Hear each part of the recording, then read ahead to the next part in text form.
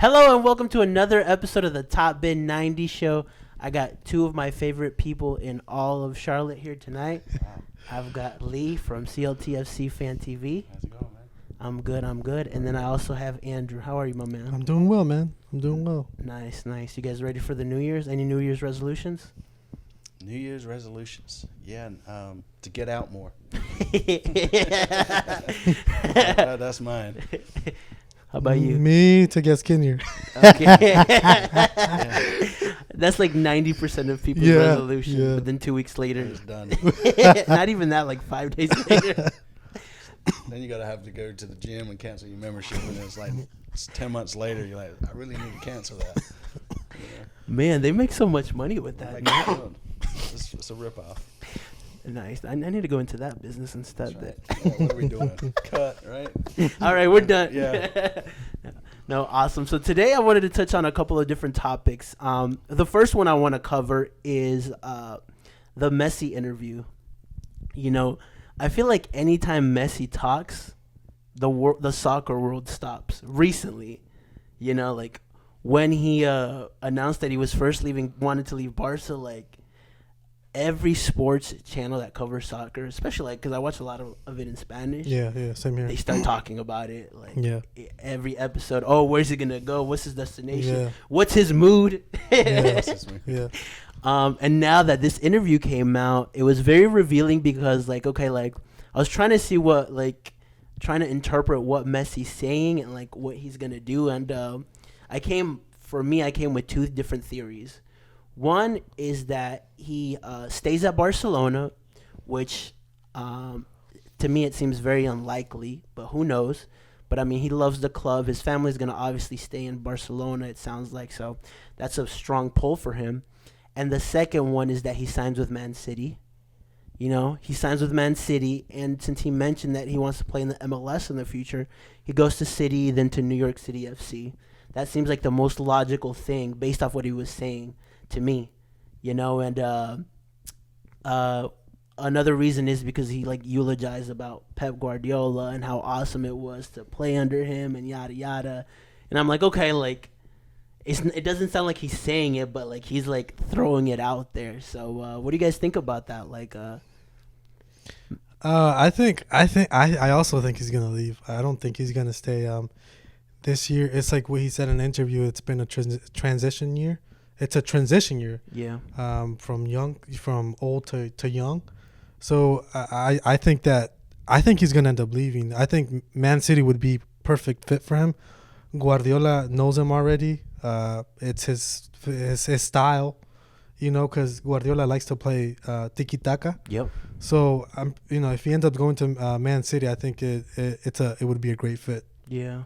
Yeah, I kind of agree with that, right? I mean, City would be the next logical step, in my opinion, especially with the relationship with that. And then I guess that segues over to the MLS as well, right? With the rumors that he wants to come to the U.S. to play. Yeah. So, I mean, I guess I think we touched on this just a minute ago, but wherever he ends in the EPL or his next step outside of Barcelona, right, I feel like would depend on where he goes for the MLS. Yeah. I agree. Because I see it highly unlikely that he'll go to PSG.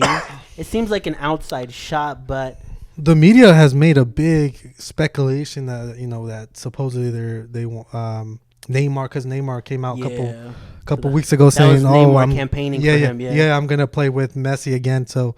The media made that, said that he was going to go to PSG. Because even in the interview, they asked him about Neymar Barcelona bringing Neymar back, and he's like, Barcelona doesn't have any money. Yeah. Like Messi knows the situation. He knows what's going on in the club. Yeah, he knows that even if he gets a new contract, it's not going to be as good as the one he has now. Yeah, like, I mean, a lot of he's it. aging too, though, right? Yeah, he's aging too, but like still like. It's still Messi, you know what I'm saying? Yeah, it is. The marketability of Messi is still very high. But all the people that support Barcelona have a Messi shirt already. Yeah. Right. So. Yeah.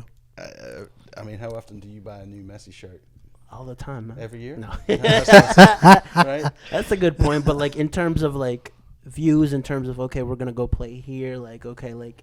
It's a difference between Messi coming and Messi not. Like, yeah, like that's gonna be your number one guy. To me, Man City just makes the perfect sense. Yeah. Like you said. Yeah. It's the kind of style he plays. He's used to Pep, right? And it just seems, I would think being Messi, you would at least want to try one season in the Premier League. Yeah, I would. I really want to see him in the Premier League. Come on, bro. I thought you were a Barca fan. I mean, I am, but I don't. You are. But I was talking about this with one of my friends. I think one of the things that, as a Barca fan, kills me is seeing how Bartomeu, the ex-president that we had, how he wasted about like 3 to 4 years of Messi's career because of the fact that he wasn't able to build a great Barcelona team after the last Champions League, and he let some players go like Neymar. I would say I don't think was pulling his weight though personally in Barcelona. I don't watch him enough like you guys do, but he just didn't seem like a good fit to me there. Nah, he was. He was. Out of all the players, out of Coutinho, Griezmann, and Neymar, he's the one that's understood Messi the most. That's why Messi didn't want him to leave. And Suarez too. They all three of them in the front understood each other. Yeah, but like even with I would agree with you to a degree because I think it was mostly the last 2 years. Because if you really think about it, the year after the treble, we won a double, then another double, then we won one title. And then the last 2 years we didn't really win anything. I agree with that. And then there was we made 2 semis or one semi that like the one against Liverpool that we should have went to the final. No, I agree, but it's like what Messi has always said. He wants the Champions League. Yeah. He's even though they won that treble in 2015, Cristiano Ronaldo with Madrid won three consecutive champions. So in a way, if I were Messi, if I was a player, I want to if I see Madrid, my rival winning 3 Champions League, that should motivate me to even, try and at least win one more. Yeah. Does that make Ronaldo the GOAT then? No, because they have the 3 in a row. Well, I don't know. Nah, I don't think so. It does, folks. He did get named Player of the Century, but it's because Messi's the greatest player of all time. That's why. Of all time. I think it's very hard to compare both. Yeah. Because I do think that I think that Ronaldo has been a great player. Yeah, man, he's one of the greatest. Like Ronaldo is. I agree. The only thing I can, and I say this on our show too, right? When I ask the same question, Messi versus Ronaldo, the only difference to me is Ronaldo's been to different leagues and performed in all these leagues, where Messi's had the players brought into his team, and he's just been stuck in the Spanish league, right? Yeah, but like Ronaldo doesn't play by himself either. That's true, but I'm just saying, right? He's been good or great in all the different leagues he's played. I think Messi has proven it because I think like a Champions League to me is like a different competition. Like you're still going to other countries, you're still playing different teams, and you're not in a different team. I mean, I think regardless, if Messi, let's say Messi when he was at his prime, let's say he would have gone to a different team, I still think he would have been successful there. Oh, there's no doubt about it. Yeah, I still think he would have been. Down your comment on Facebook or something. But, again, I would think that me seeing what's going on, obviously not a big Barcelona fan by any means. I would think with his contract coming up, this is his chance to try something. Yeah, I agree. I agree. I agree. And that's what he's looking at, especially like watching Barcelona this season, man. It's the most frustrating. Yes, it is because it's up and down. You never know what you're going to get from the team. It's up and down, and like I really dislike a lot of the formations Koeman does. Yeah. Like even like recently. This past game. No, I want him out. I've never. The only decent thing he did was with Southampton, he got them playing well, and with Netherlands, he got them playing well a little bit. But outside of that, like he's not really a top coach. Yeah. No, he's not somebody you think of, right? Yeah. He hasn't really won. He hasn't really won trophies like Guardiola or Mourinho or Klopp. And the issue I have is like, okay, like sometimes he tries formation, doesn't put the right players out, makes changes too late in games. Like even like. What did we play? Like for this game right now against Eibar, I saw the whole game. Yeah. Terrible formation. Yeah. I don't know why he used the same formation. So Eibar came out with 3 attackers. Yeah. And he used the same formation he used on the last game. I don't remember who it was against. But basically what Eibar did was they tried to play man to man with Barcelona's 3 center backs. Yeah. I already knew we were gonna lose. Like if we tied, we didn't lose. But not lose, but it wasn't gonna go well for us. Yeah, and even like because like you notice, like I gave Griezmann, like, after this game, I was like, okay. No, we need to sell him. Yeah. I agree. I think gave him enough time already for him to show that he's a player. Yeah. I love Griezmann as a player, but he's just not the right fit. It's not, yeah, it's not, yeah. Like, I agree. Like, it's not his style. The position he played, like, Pedri was our best player, and Pedri's is still a kid. Yeah, he's like 18 right now. I do like 17, that he's trying, he's trying to get Lenglet less games. Yeah, with I don't rate that defender at all. Araujo. Yeah, but the problem with those two defenders is they're just so young. They're both 21-year-olds. Like, none of them have proven experience. That's why yes, they correct. make mistakes. Like the first goal that they did scored was a mistake. But I'm like, this coach should be doing a better job. There's been opportunities for us to get in those top 3 positions. We shouldn't be 6. Yeah. So is Barcelona where Manchester United was about 6 years ago? Something like that. Yeah. Right? That big transition. You've kind of lost the core players have kind of gone, right? Yeah. You know what? It's almost again, to the T because, like, Madrid, you would hear, oh, Di Maria's going. Yeah. Oh, snap, it's Di Maria. Huge player. Yeah. Oh, Falcao's going. Right. Oh, snap, it's a huge player, right? Yeah. But, like, they weren't addressing the real issues, like, in the club. Same thing here. Oh, we got Coutinho. Amazing. He just got injured. Right? Yeah. But I'm saying, like, when we first bought him. Yeah. And then we got Griezmann. Like, none of us complained about those signings, but, like, the real issues weren't being addressed. Like, our defense is aging, right? Like, what kind of midfield are we going to play? Like, Frankie was probably one of the best signings we've done. Yeah. And then he doesn't play Ricky Puig, who was, like, a really good young player. talent. Yes, he is. And, like, good prospect. Koeman, the problem that we had as Barcelona fans, a lot of Barcelona fans, is he came in and made all these decisions like he was like he had the equity to do it. Yeah. Right. And if you're going to do that, you need to have results right away. Yes, I agree. Right? Because if you're going to make big changes like what they did, they offloaded players. Like, hey, Luis Suarez, you're out. Hey, Messi, you're not going to get the same now we don't have a striker. Yeah. And now we're lacking goals. Yeah, look at Braithwaite. He missed a penalty this weekend. Like he's a striker. But he's not a great striker. Exactly. Yeah, I agree. Like, he missed that penalty also. So those are some issues, and I'm like, it's depressing. Yeah. I'm not even gonna lie to you. So it's depressing. Folks, Real Madrid's the better team. they tied today, so they're not doing that great either. But the thing is, like, all of this stuff just is more confirmation. Like, you look at Messi, he's watching this, he's like, why would he was actually watching the game from the stands. I was looking at him like, dang, bro. If I was him, I'd be like, yeah, I'm out. yeah. I mean, I don't blame him. Money, right? He's gonna be the GOAT forever. Even if he leaves, no one's gonna blame him. Like, us as fans, we're accepting the fact that it's a true possibility now that he's gonna leave. Yeah. You know. Yeah. But what does that do for Barcelona though the next couple of years, right? I don't know, man. It depends on because presidential elections are next month, and I've been kind of watching, seeing who I would like, and like some people have there's one with some realistic ideas. There's two with really good ideas. One that I feel like is just out there saying that like, oh, we're gonna get Haaland and we're gonna give everybody pizza, and I'm like, what are you talking about? I saw that. That. Yeah, I'm like, okay, like what is this, like a employees Christmas party? All your employees are mad, so we're gonna have a pizza party. Who put the pineapple on this crap? Nice. Yeah. So touching on that, I want to pose an interesting question in terms of Messi, like eventually coming to the MLS. You know, say it does happen, right? Messi comes. I don't know. Let's say he goes the city route, which is a possibility. Mm-hmm. First Manchester City, then New York City FC. Mm-hmm. Or he goes hey, I'm going to stay at Barca, I'm going to go to PSG, and then I go with Beckham to Inter Miami, me and Suarez, right? Mm-hmm. Then we also get Ronaldo to come to the league, and he goes to either LA or LAFC, LA Galaxy, one of these teams. You know, like what would that do to the league, the MLS, a Messi versus Ronaldo? I mean, I'd be a little scared. bit older.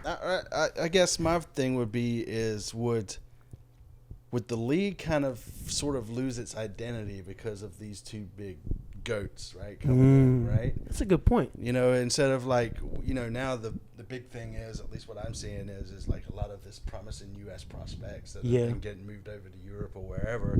But if we get three big names, right, with Suarez coming in there, how does that change the dynamic of the league? Yeah. Right? It's just, I mean, obviously it's going to sell shirts. We're going to get more, you would think sponsorships. Yeah, I was telling them that we would get more marketing. Yeah, 100% more marketing, TV, and that sort of thing. But I'd just be kind of iffy, wary, right, of how it will, because what's going to happen when they leave the league, right? Is it going to be a big void, or is there going to be somebody to fill that up? I think in the perspective of like, it's like when you I don't know, like when you watch the NBA, there's certain teams that have really good players, but like they're not good teams. Yeah.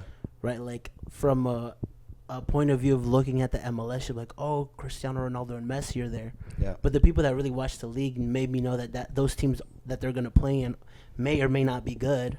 Yeah. So would they bring false results for those two teams? No, but they would bring new viewership to the MLS, which I think would benefit. I think 100%. That's true.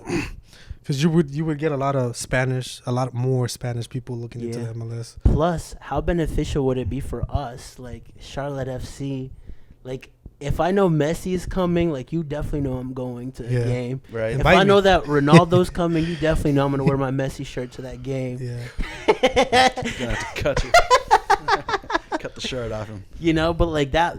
I mean, like imagine like there would be more of an interest in soccer just in general, in the MLS. And I think it's like we keep transitioning into a selling league, which is really good for us, like a lot of young US talent. Yeah, I like that what you said, that we're building a lot of prospects that are they're going to Germany, they're going to England, so I think that's a plus coming from the MLS, the fact that we're able to we're producing young talents that are able to go to Europe. I think that's a good thing.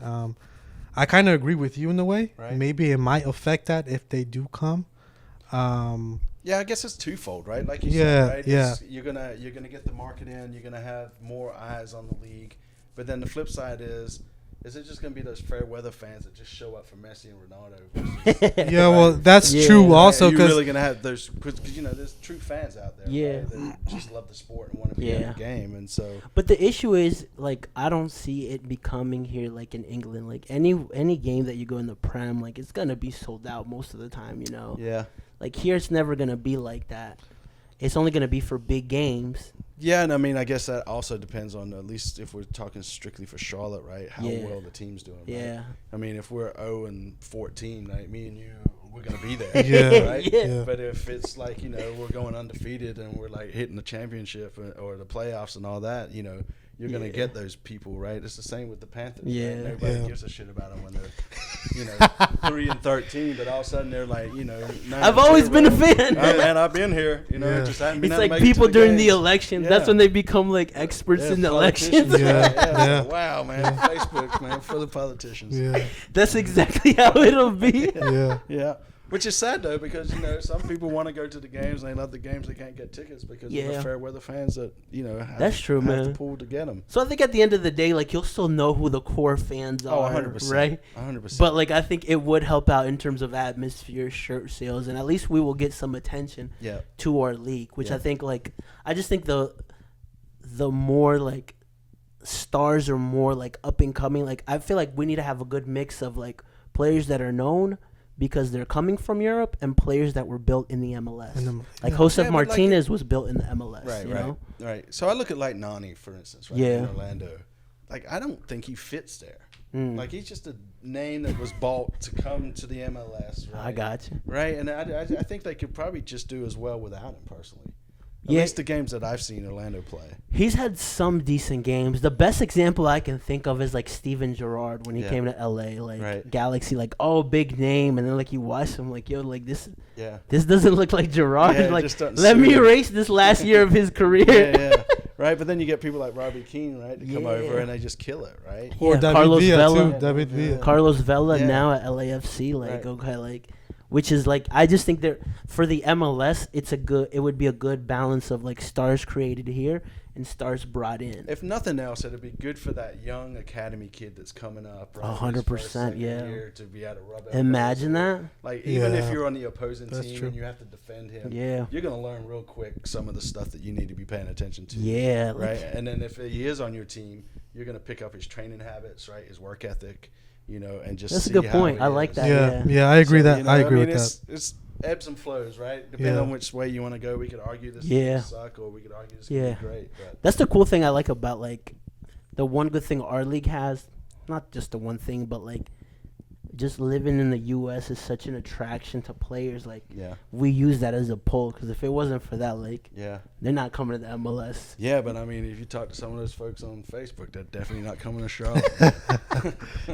You know, you never know, man. We'll see, man, because no one knew what was going to happen with Atlanta. Right. And I think they're like, I mean, they had a bad season last year, but they're still a young 3 years, and they have an MLS Cup, you know? Yep. So, like, you never know where we'll be at, and it's just very exciting. That's one of the things I'm looking forward to in 2021. Like, we'll have kind of the core of what we need. Like, now we have like the scouts, we have technical directors, president. Okay, next is the players and coaches. The foundation is solid. Yeah, so we've got that, and like by this time next year, we'll have a good idea of like what kind of team we have, or like how, like if we've signed players, like okay, who's our coach? Like, I think that's the next big question, right? Yeah, who's our coach? Yeah, I want to know too. Determine like that. To me, that kind of lets us know what style of play we're gonna be. Yeah, right? If we're gonna be, kind of fancy, right, one touch kind of stuff, or we're just gonna be that team that's just hardcore tackling, just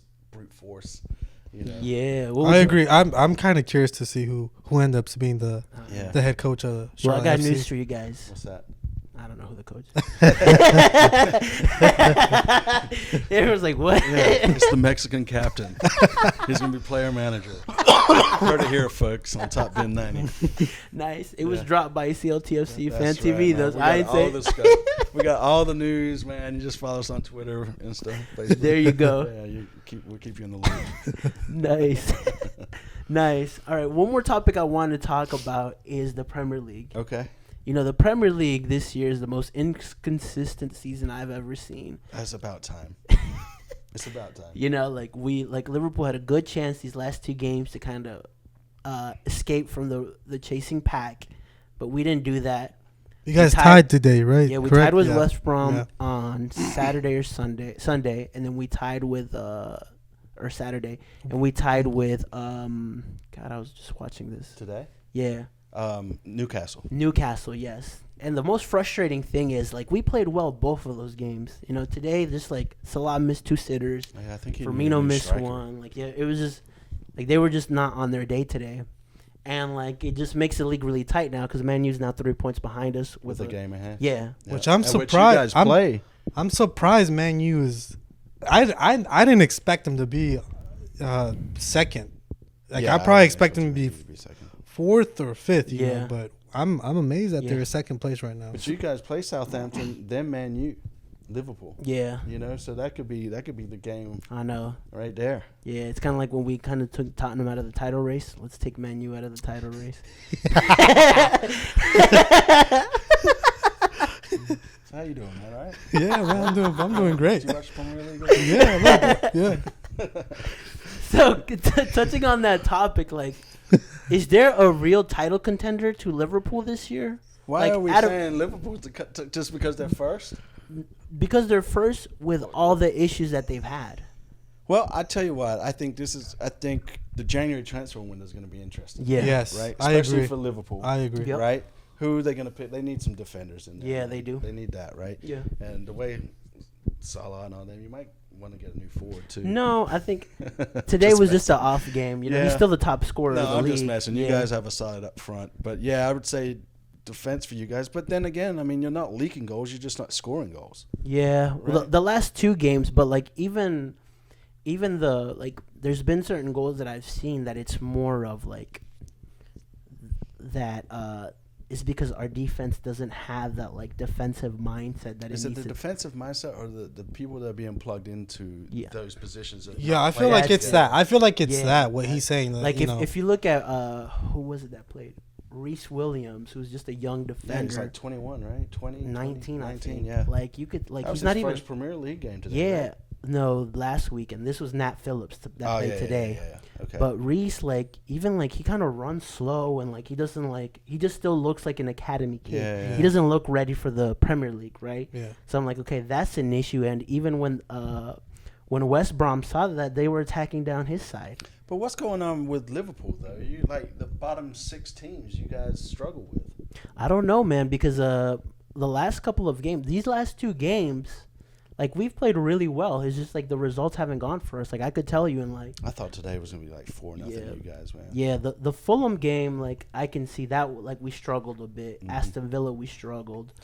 They're a surprise team, right? They got a couple of games in hand, and if they win those out, they could be sitting in second too. So who are the title contenders this year then? It's tough to say, man. Yeah. It's very inconsistent. It changes. I really thought Tottenham had a real shot. If we could of get making consistent, it, but that's the same. It's the same thing every year for us. We do really good out the gate. We tank.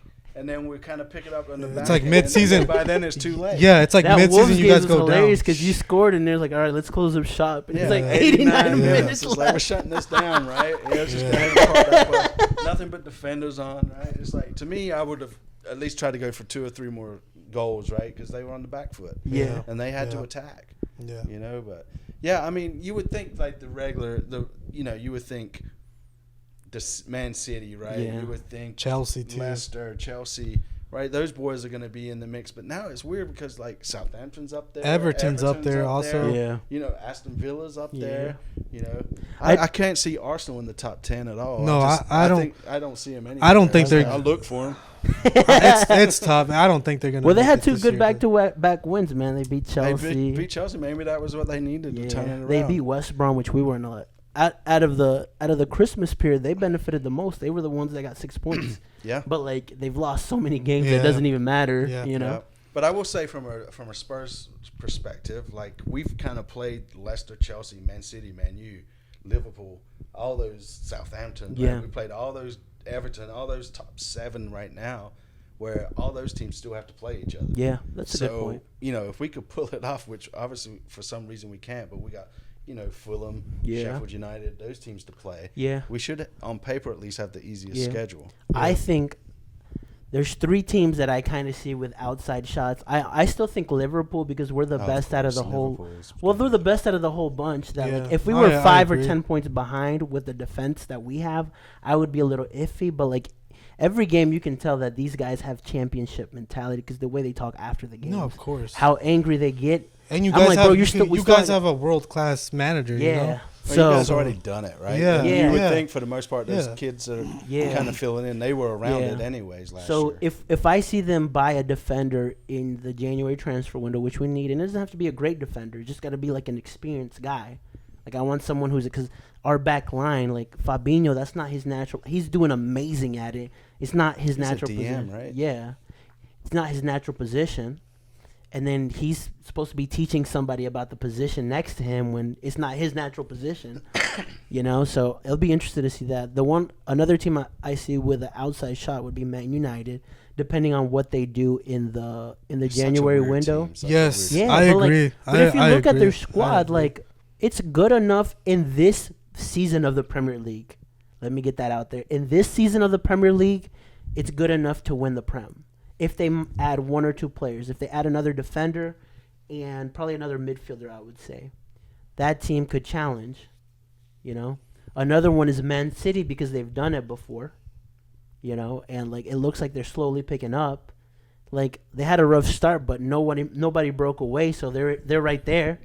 And then the other one would be Tottenham. Tottenham, I think if they can get 1 or 2 more signings and kind of get that mentality they had a month ago, they could mount a title challenge as well. Yeah, no, I agree. Yeah, I don't know. I mean, Leicester, I feel like would be in there too. You would have to throw those guys in there. But like this season kind of reminds me when Leicester won the league. Yeah. Right. Nobody really wanted it. Yeah, but Brendan Rodgers is such a professional at messing it up at the end, man. Well, that's because you. No, and the other thing you got to think about is he had Leicester second, and then they ended 5th. Leicester, they have a great team, but they don't have as much as depth as these other teams. That's what killed them last year. I mean, their squad just got depleted by the time they finished the league. They had a lot of injuries. Top 4. Yeah. Right. Fair enough. Yeah, I don't know, man. It's just I tell you what.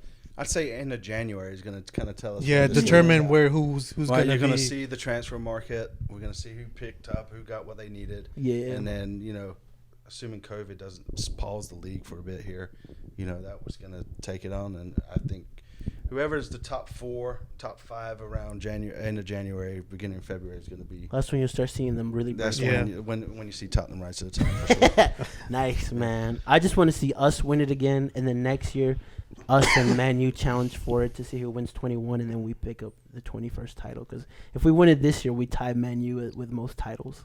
Yeah, so you got a lot riding against you. Repeating it. Yeah. And then time for the most titles. Yeah. So. I don't know. It'll be interesting by the end of the year who ends up winning the Premier League. To be honest, somebody. I watch Aston Villa pull it out. Right? Wouldn't that be something? You know what? Oh Like my if God. if Liverpool doesn't win it, I would want somebody like that. Why? Like in what? Aston Like Villa Austin? to win it. Why is that? Because I don't want any of the top other 6 to win it. Selfish. Right? I definitely don't He's want. my buddy, man, but he's over like, no, your team sucks. I hate everything about it. Definitely don't want Man U to win it. No, we don't want. Yeah, Man City, I don't want it to win it. Well, that's kind of why once Tottenham were out of it last year, that's why I kind of started pulling for Liverpool because they hadn't won it 20 years. Yeah, it's been a 30, while. yeah. It's been It's a good- while. Yeah, it's good to see different teams win it versus I'm like saying the Aston Man U, Villa. Man City, and all that. Yeah, because there came a point where I was just tired of seeing Man City. Just run off. With it. Yeah, Yeah. yeah. This time, Unless you support these teams, like, like as a Liverpool fan, I was like, great, like get more points ahead of them. but that's what sucked, right? Because this time, like the last 3 or 4 years, there was that clear person that was like 12 points ahead, and it was like, oh, now we just have to. Yeah, you we already got know. away from the drop points, Yeah. hopefully, right? Yeah.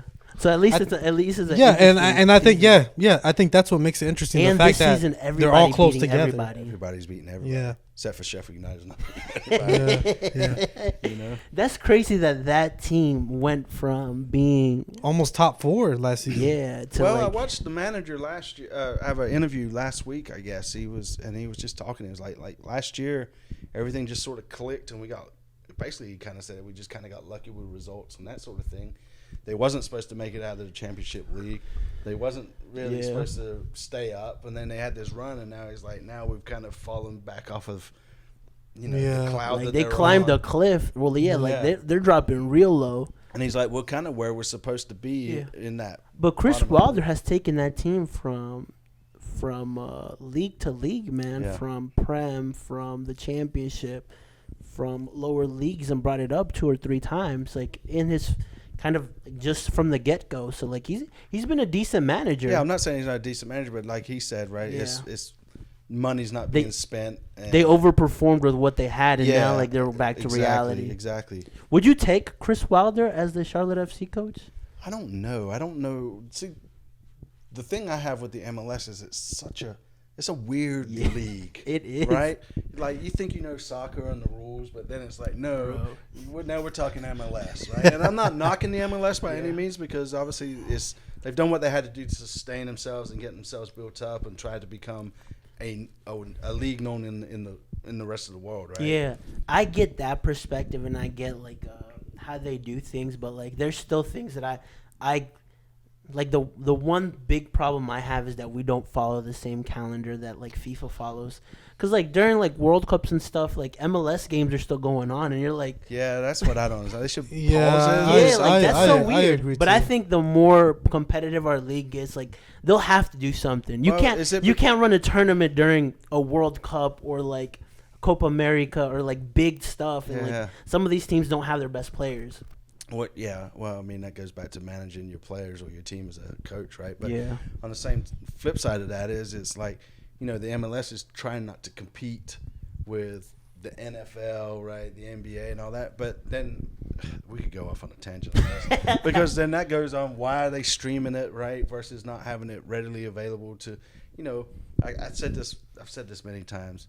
When they did the MLS bubble down in Orlando, they were showing all the games on TV, right? They had hooked these people. They had got them on the hook, and then once that tournament was over, they played the regular season and threw it straight up on the streaming. So it's like for me, for instance, I can't stream shit at my house, right? It's just the internet sucks. Right? Yeah. I would love to stream some of the stuff, but I just can't. So I'm stuck with cable. Yeah.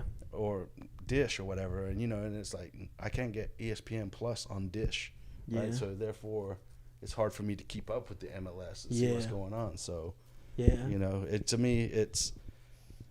But the good thing is, like, I feel like now we care. You know what I'm saying? Like before it was. Well, I care more so, right? Because Charlotte, right now I have a home team. I can get behind it. Yeah. We love soccer, right? And this is our sport. But see, like, the more the league continues to grow, like the more these issues will arise. I mean, and things have to change. I mean, hopefully they're addressed. Yeah, Well, I know they got to renew their TV agreement with ESPN or whatever here at the end of this year, I think it is, or at the end of next season coming up.